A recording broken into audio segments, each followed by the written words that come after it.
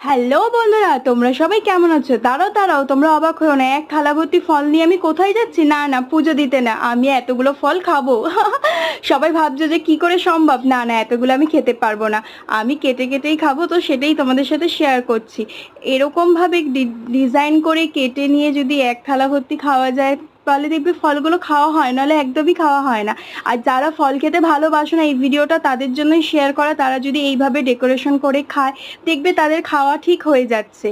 আর আমরা pizza, burger, momo এগুলো কত ভালোবেসে খাই, আর ফল এত আমাদের জন্য, শরীরের জন্য উপকারী, আর আমরা খাই না।